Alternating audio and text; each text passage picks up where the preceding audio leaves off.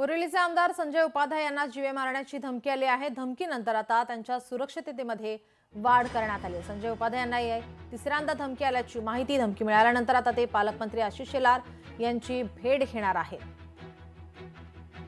बोरिवलीतून फेरीवाले हटवल्यानंतर संजय उपाध्याय यांना जीवे मारण्याची धमकी येते। काल सकाळी पोस्टरच्या माध्यमातून जीवे मारण्याची धमकी देणारे पत्र पाठवण्यात आले।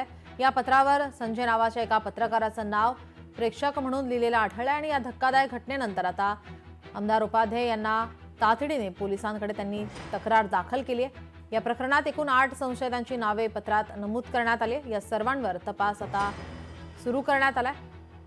याआधी सुद्धा 2 वेळा त्यांच्यावर हल्ल्याचा प्रयत्न झाला आहे। तिसऱ्यांदा ही धमकी मिळाल्यानंतर आता त्यांच्या सुरक्षिततेमध्ये वाढ करण्यात आली आहे।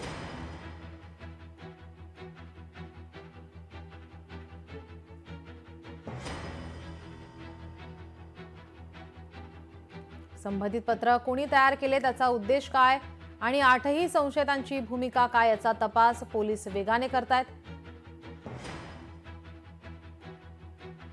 धमकीचे पत्र मिळताच त्यांच्या कार्यालयाबाहेर आसपासच्या परिसरात पोलीस सुरक्षा ही वाढवण्यात आलेली आहे।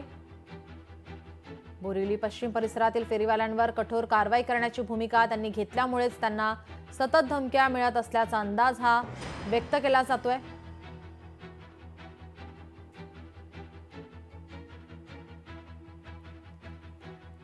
संतोष देवकर आमचे प्रतिनिधी यांनी संजय उपाध्याय यांच्यासोबत बातचीत केली, आपण पाहूयात। आपल्यासोबत बोलण्यासाठी बोरिवलीचे आमदार संजय उपाध्याय सर आहेत, आपण त्यांच्याशी बोलूया। सर, काल आपल्याला पत्र मिळालं होतं, आज आशिष शेलार जे आपल्याला भेटायला येत होते, कशासाठी नेमकं ते भेटायला येणार आणि काय बोलणं हे? परवा दुपारी 12:30-1च्या दरम्यान माझ्या ऑफिसमध्ये एक पत्र आलं। पोस्टमॅन पत्र घेऊन आले होते। त्या पत्रावर संजय पत्रकार असं नाव प्रेषक म्हणून होतं। पत्र वाचल्यावर मला असं समजलं की काही लोक मला मारण्याचा प्रयत्न करत आहे असं त्याच्यामध्ये उल्लेख होता। त्यांची नावं सुद्धा दिली आहेत। हे पत्र मी वरिष्ठ पोलीस अधिकाऱ्यांना दिलं।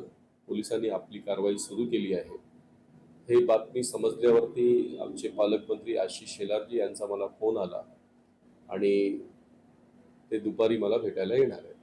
माझ्या माहितीप्रमाणे पोलिसांनी कारवाई सुरू केली आहे। त्याच्यामध्ये ज्या नावाचा उल्लेख आहे त्यांची चौकशी सुरू होत आहे। माझ्या ऑफिसमध्ये सुरक्षा वाढवण्यात आली आहे आणि मला मुंबई पोलिसांवर विश्वास आहे की ते याच्या मागे कोणाचं कटकारस्थान आहे हे सगळं उघडीस आणतील। खरं तर पाहायला गेलं वारंवार संजय उपाध्याय जे सर आहेत त्यांना धमक्या येतात। एकदा तर पत्रकारांशी ते बोलत असताना सुद्धा त्यांना धमकी देण्यात आली होती। व्हिडिओ जर्नलिस्ट मी संतोष देवकर, लोकशाही, मुंबई। लोकशाही मराठी ऐका, पहा, जागरूक रहा।